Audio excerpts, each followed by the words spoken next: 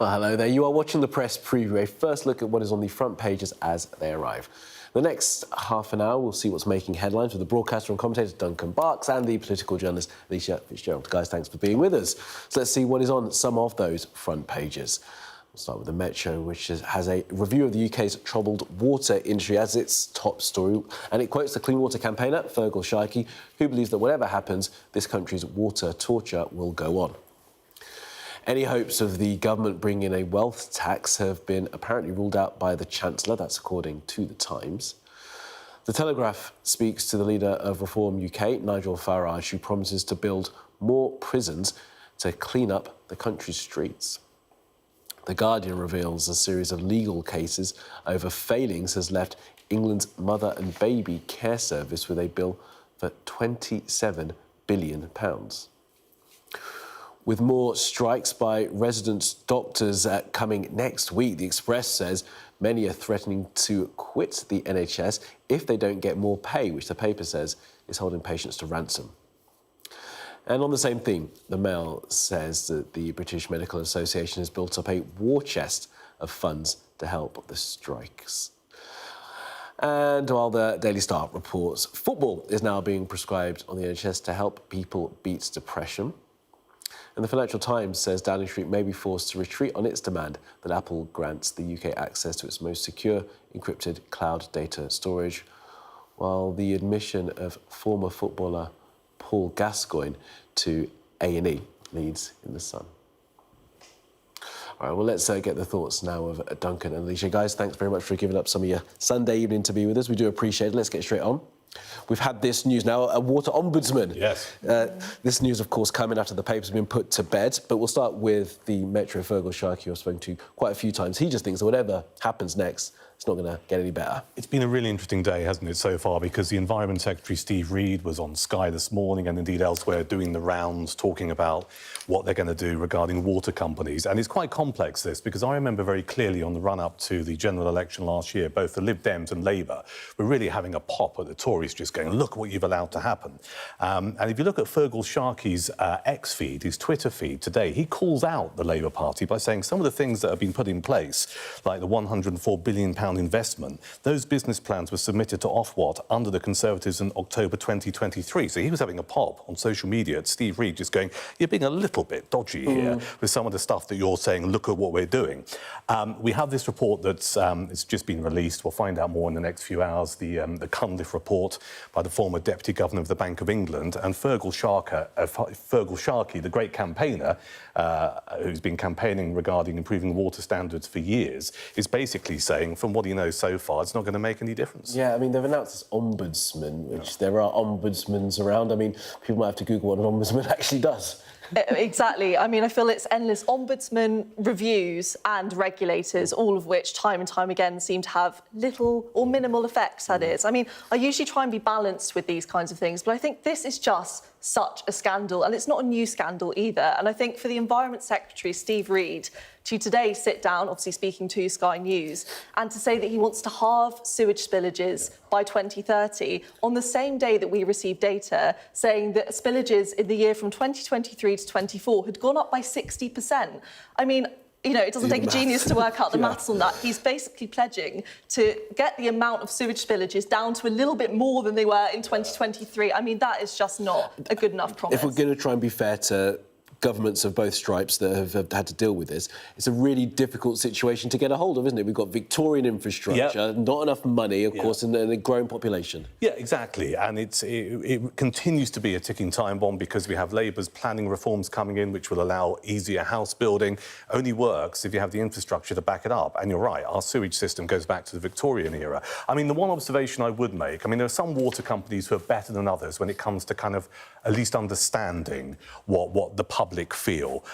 You know, South West Water, they've been quite good over the last couple of months. Southern Water, who are in the front page of the Telegraph here, where they've got their one of their top men, this is Lawrence Guston, who's had his pay packet increased. And when challenged by this, a Southern Water spokesperson said it's the chief executive's pay and benefits were decided by a remuneration committee following protocols and rules set out by Ofwat. And I don't think that washes with the general public. And how much is this person getting? I think I heard this story on the radio earlier. This is what the Telegraph is quoting. They're saying he was awarded £691,000 as part of a long-term incentive plan this year, on top of his fixed pay of £687,000. And someone came along and just said, because they're saying you shouldn't be paying the bonuses. And some water companies are just going, well, that's all right, we won't pay the bonuses, we'll just up the basic salary. Yeah. And I think with some water companies, they're just a bit tin-eared when it comes to the concerns of us who have to pay the bills. Absolutely, and it feels like all the political parties think something totally different about this. I mean, Labour really keen to avoid the nationalisation topic because, of course, that is reminiscent of the Corbyn era, which we know Keir Starmer absolutely does not want to associate himself with.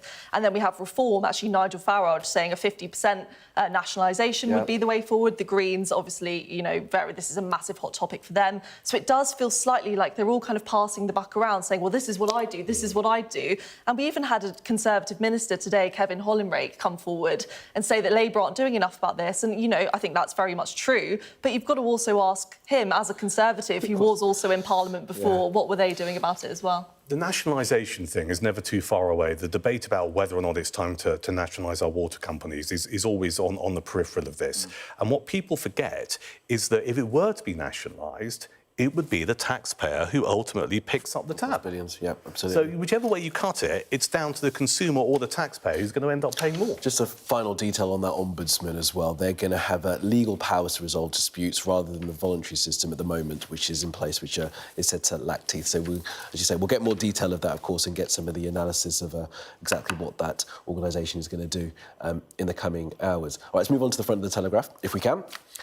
And this is the lead story there, Nigel Farage saying he's going to build more jails. Yeah, of course. This is definitely not a new thing. Farage's announcement is new, though. However, we know that our prison system is so massively overcrowded. That's why Labour introduced this early release scheme pretty early on in their time in power. That was where they'd released well-behaved, inverted commas, prisoners at 40% of their time in prison, their sentence, rather than the original 50%. That was effective in clearing out lots of prison spaces. It meant that they were able to clear some of that backlog, but it definitely wasn't without controversy. There were lots of questions about the types of prisoners being let out. There was a case of someone actually reoffending within an hour after they were actually released. So it definitely was a controversial policy. Farage very keen to say that Reform is the party of law and order, that they don't want criminals, and is saying that the way that he'd basically clear this backlog is to build more prisons. I will say, though, easier said than done and also very expensive. And where are we going to build them? That's another question. Said that because the government already have a policy in place, a plan in place to build 14,000 new prison places. It's going to cost them £2.3 billion, they say, by 2031. He's going to double that. Where's that money going? Look, I mean, I'm a cynical hack who's been around the block several times. I've lost count of the amount of political parties or governments saying, I'm going to build more prisons, and it never really happens. The political side of this is really interesting, though, because we're going into summer recess in Parliament, so therefore there's there's less political stories knocking around. And Reform is setting out over the next 5 to 6 weeks a policy blitz, really, to kind of just keep churning out these stories. And they're right to focus on this because I think everyday people are seeing what they perceive to be a breakdown in law and order. You know, my local co-op is now selling sausages with GPS trackers in a plastic box because people are shoplifting. Because if someone walks out with something, the police don't do anything about it because they don't have the resources. And I do think there's a general climate, a feeling and a fear, actually, that our society feels more lawless than ever before, with a bit of antisocial behaviour. So politically, they're right to leap on this, and I think if they get it right, it might see them boost further in the polls. But, of course, it all comes down to how much is it going to cost and how are you going to pay for it. Absolutely. All right, let's move on to the front of the Express. And this is about this doctor's strike, which is due, I believe, to begin for 5 days at the end of next week. Yeah, Friday. Yeah, absolutely. I mean, this is a story that has, I was going to say it's rumbled on for the past couple of weeks. It's actually rumbled on for the past few years, but, you know. That one was resolved, wasn't it? And then it's back. Well, exactly. Right. And that's the main issue here is Labour, when they came into power, said they were going to stop this strike action by awarding a substantial amount of pay rises, which they did. Yeah. However, their theory that this would very much stop all strike action for the foreseeable future. Clearly, it has not worked out, as we're hearing from the resident doctors, that they basically just want a higher pay agreement. So a really difficult one for Wes Streeting. He's really gone around the houses with various ways to kind of dodge giving them a pay rise, but to try and satiate them in some way. I mean, last week it was reported he might wipe out their student loans. And I think for people doing minimum 5 years of medical training, that would be pretty nice. However, it doesn't seem that any of these have actually stuck, and he's still very much just fighting to stop this strike from happening. You've got thoughts on this? Well, I have got thoughts on it. It was 22% pay increase last year. They were told they were going to get 5.4% this year, and they're looking for 29%. And I think most people, most normal people, the general public will go, hang on a second, you're taking the mickey a bit here. And I do think public sympathy with doctors and nurses wanting more money, which is normally very high and supportive, people are now going, I'm not sure this is right. As you say, you've seen these sort of things before, Duncan. Can I take in your experience on this sort of thing? When the public's mood goes against strikers, potentially strikers in this way, what does that actually do for the industrial action? Because they'll still go on strike, won't they? Well, it does, but you just don't have the support of the general public. And I hate to say it, but, you know, I've seen BMA, British Medical Association representatives talk here on Sky and elsewhere.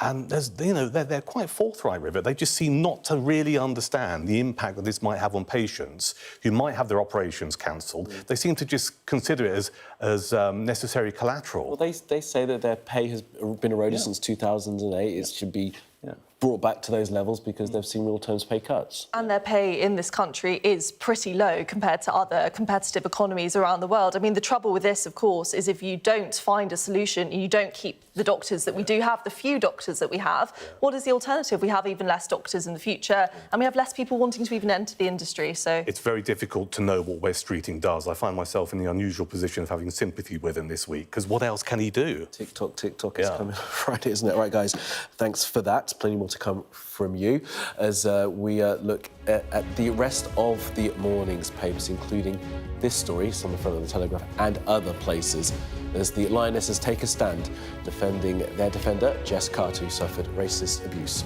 online. Stay with us.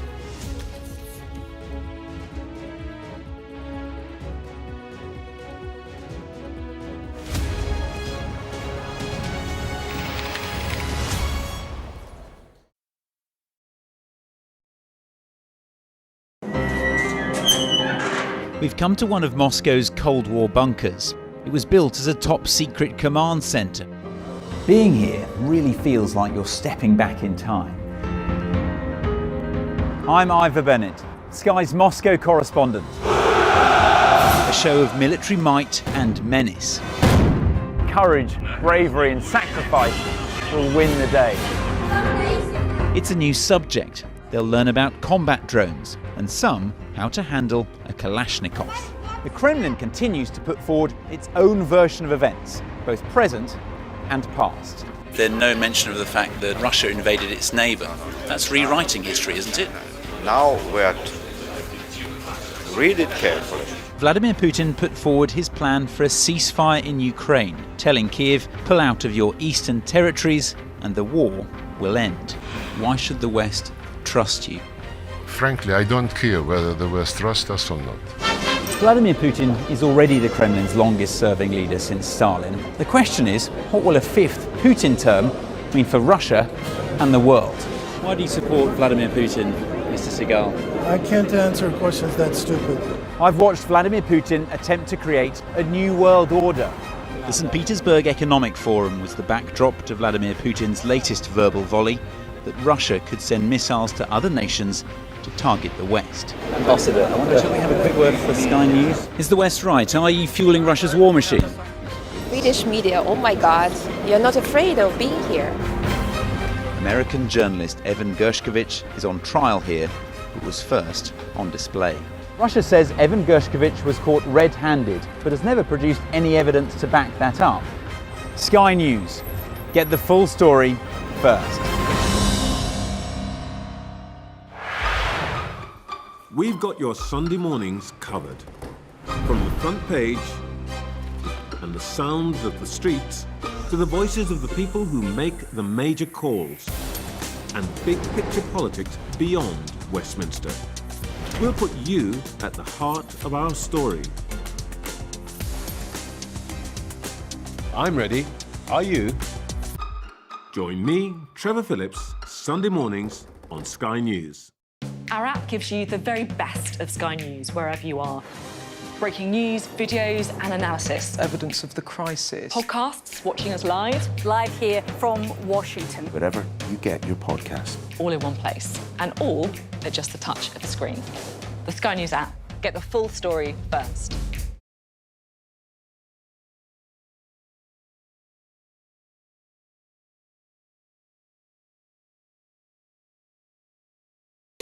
We are under Israeli military restrictions in terms of some of the things that we can film, but it's important to be in there.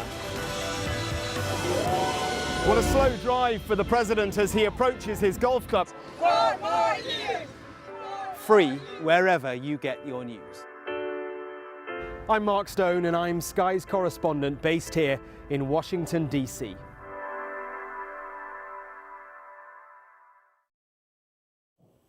Hello and welcome back. You are watching the press preview with me, the broadcaster and commentator Duncan Barkes, and the political journalist Alicia Fitzgerald. Thanks, guys, for being with us. Let's have a quick look at the front of the Times here. Story about the Chancellor Rachel Reeves. There's been rumblings for a while about this wealth tax being brought in by the government. Times telling us now it's not going to happen. Yeah, so we know that Rachel Reeves needs to find money. Ideally as quick as possible, and one idea that's been floated in the past by various campaigners and trade unions and some of the MPs on the more left wing of the Labour Party is a wealth tax, that you say to people, well, you're quite loaded. One suggestion here made by Lord Kinnock, the former Labour leader, suggesting there should be a 2% tax on assets worth more than £10 million. Now, some people might just go, well, you know, they've got a lot of wealth, so why not tax them on it? But we have seen around the world, in countries like France, that used to have a wealth tax, I think between 1982 and they got rid of it in 2017, that over about a 15 to 17-year period, a lot of that country's millionaires just left because they thought, I'm not going to pay this wealth tax. So whilst it could be seen as a, if you like, a quick and dirty solution to get more money into the Treasury, the long-term impact will see wealth creators just quitting. Yeah, I mean, I'm going to start by slightly balancing that and saying that Norway have a long-standing wealth tax, and whilst it did initially see a few massive, major, very wealthy people leave, the overall tax base in Norway has remained really steady and their economy is strong. And also Spain in 2020 also introduced a similar one, but the threshold was really low. It was about 3 million. And again, seen very little impact on an exodus. So there's a very mixed bag globally. But Rachel Reeves, I mean, Labour set themselves up as the party that's pro-business, pro-prosperity, ambition. So I think for her to go ahead with this tax would have very much opened her up to a lot of criticism from businesses across the UK. She wasn't willing to do it.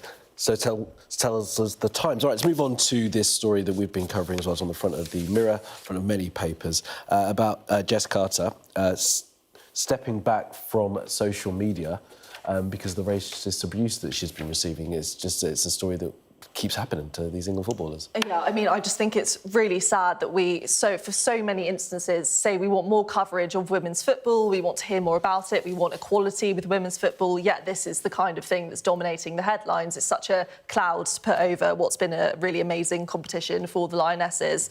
And this is just an awful story as well. They basically have decided they're not going to take the knee in this final against Italy because that is a well-known anti-racism gesture, but they are just saying that that's having no impact and the abuse is still coming. So just a really awful situation. And we've heard from Keir Starmer, we've heard from various leaders all really condemning this. But I mean, I think this has to go further. I mean, there's always questions and debates about whether there is a problem with racism in football. We never really seem to get to the bottom of it, and still these instances keep cropping up. I think I'm not a football fan, but some football fans and racism. But we don't seem to see it in the same way with other sports. That's the bit I don't quite understand. It always seems to be football, and football fans are understandably passionate. And of course, you can call out a player for maybe not performing so well, but there's no excuse for actually that then gently, well, not gently, but suddenly moving into, well, I'm going to abuse you because of the colour of your skin. I mean, and as I say, it's not just Jess Carter. We saw it with the England footballers at the Euros a number of years ago as well. And just on the other sports, I mean, tennis stars are getting a lot of online abuse. I think one thing you guys have mentioned is the online world. Well, I think social media companies have a part to play in this. I don't know how far you go, but I think they're part of the solution. They do, for sure. I think politics is a massive role in this as well. I mean, so often we're hearing lots of rhetoric that's pretty inflammatory from some of our politicians, and we have to ask the question whether that is further dividing people and maybe ramping up these tensions that already still very much exist. Absolutely. All right, let's move on to a story that's had lots of people talking. It's got a bit of a resolution now. This is in the Metro, but it's probably across many other newspapers. Duncan, you've got some eye-rolling going on. I'm actually surprised that you have 55,000 people who want to be in the same room as Coldplay, to be honest with you. I'm not a big fan of their music at all, but this has been a bit of a social media sensation where we've seen this couple who clearly were not together at a Coldplay gig, and then Chris Martin, he's the lead singer, isn't he? Yeah. He was like going around with his camera, well, not his camera, but pointing people out. Saw these two here. You can see on the picture that they were rather pleased to be caught. Rather fond of each other. There you are. Okay. And then suddenly the camera set on them, and then they kind of like, he did a runner and she ducked down. And now he's had to step away from his $12 million a year job. We'll talk more about that, I'm sure, next. Thanks, guys, for being with us. All right, let's take a look at the weather. Breathtaking views with clear skies ahead. The weather, sponsored by Qatar Airways. The weather's going to be unsettled for the next week with thundery downpours likely, but it should turn dry from Thursday. For now, the Met Office has issued an amber warning of rain for southern parts of Northern Ireland. We're up to 75 millimetres possible. Yellow rain and thunderstorm warnings cover other areas. There'll be a wet start in parts of the north and west tomorrow, while thunderstorms are likely in the southeast. Central and eastern Britain will have sunny spells through the morning, but heavy showers will develop widely, with hail and thunder in places. Elsewhere, it'll be cloudier with more general rain, but central and western Ireland look mainly dry, and it will feel warm again too. The afternoon will bring a greater chance of thunderstorms across parts of the country. Breathtaking views with clear skies ahead. Qatar Airways sponsors the weather. Turkey is burying its dead. Whole families died in this collapse. Generations wiped out. I'm Siobhan Robbins, Sky's Europe correspondent based here in Berlin. This is just a small sample of the deadly arsenal taken off the streets. Anyone could say, I'll do that, and then have to go and shoot someone. Yes. Sky News. Get the full story first. I'm Stephen Murphy, and I'm Sky's Ireland correspondent based here in Dublin. The waters of Ireland and Britain should be home to great white sharks. If there are great white sharks in this area, there's no reason they wouldn't come here to feed. It's basically a buffet on a beach. This could be not only a record-breaking storm, but potentially the most dangerous storm ever to hit Ireland.